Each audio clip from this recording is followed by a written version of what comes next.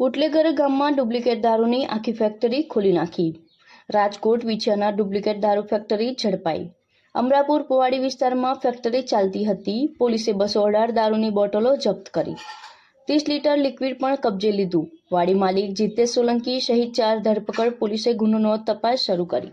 સરકારી ચોપડા પૂરતી જ છે. મળતી માહિતી મુજબ રાજકોટ વિંછિયામાં ડુપ્લિકેટ દારૂ બનાવવાની આખી ફેક્ટરી ઝડપાઈ છે.